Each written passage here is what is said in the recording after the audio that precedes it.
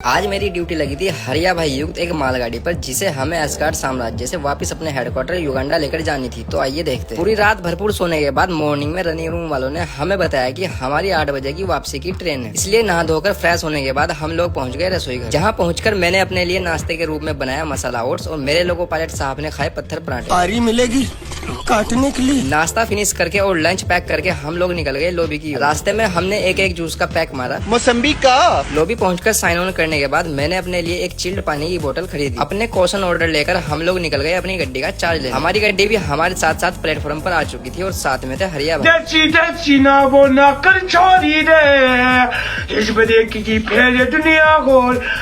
हरिया भाई का चार्ज लेने के बाद मैंने लोगों की कपलिंग और कंप्रेसर का तेल चेक किया। जब मैं लोगों के अंदर की ओर चेकिंग कर रहा था तो मुझे एक सोने के खजाने का भंडार मिला। ये हमारे लोगों का एक कीमती भंडार। फाइनली हम लोग चलने के लिए रेडी तैयार थे और कुछ देर बाद ये हमें सिग्नल देकर चला दिया गया। 60-70 किलोमीटर चलने के बाद हमें एक अनजान स्टेशन की लूप लाइन में लगा दिया गया, क्योंकि आगे सेक्शन में 2 घंटे का प्लॉग चल रहा था, जहाँ पर ये पीली मशीन काम करने के लिए रवाना हो रही। इसलिए मौका मिलने पर पहले तो मैंने अपना लंच फिनिश किया। इसके बाद मैंने लस्सी का एक पैक मारा। फिर मैंने हरिया भाई से थोड़ी बहुत बातचीत की। सड़कों पे मैं तेरा इंतजार करूं ओ सनम रे। आज रक्षाबंधन के अवसर पर मैं हरिया भाई के लिए राखी भी लेकर आया था। थोड़ी सी बरसात होने के बाद 2 घंटे बाद हमें चला करके फिर से अगले स्टेशन की लूप लाइन में लगा दिया गया, क्योंकि अब हमारे ऊपर से एक मेल एक्सप्रेस निकलनी। इसलिए मौका मिलने पर मैंने हरिया भाई को राखी बांध दी। इसके बाद हमें चलाया गया और थोड़ा सा चलाने के बाद फिर से लूप लाइन में लगा दिया गया, क्योंकि अब हमारे ऊपर से वंदे भारत गुजरनी थी। यहीं पर मेरी मुलाकात हुई बाबा गंडालुद्दीन चुत्सी से।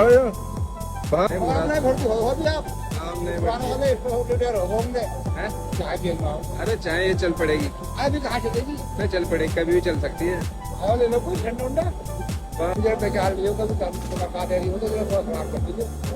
ठीक है ना। इसके बाद मैंने ट्रैक पर घूम रही एक अनजान बच्ची को सेफली ट्रैक से दूर किया। इसके बाद थोड़ी बहुत हरिया भाई से बातचीत हुई। ऐश कर ले मुसाफिर, ये जिंदगी फिर न मिलेगी।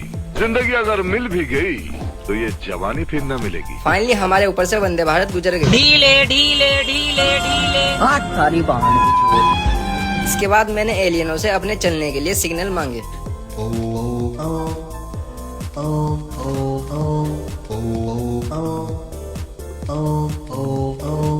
फाइनली हमें चलाया गया और हम लोग 1 घंटे में वापसी अपने हेडक्वार्टर युगांडा पहुंच गए। मैंने अपने लोको पायलट को ये कहकर पहले ही लॉबी भेज दिया कि आप तो फैमिली वाले हो और हम नल्ले बैचलर बेरोजगार हैं। फिर मुझे पता चला कि हमारा क्रू 1 घंटे बाद चेंज होएगा।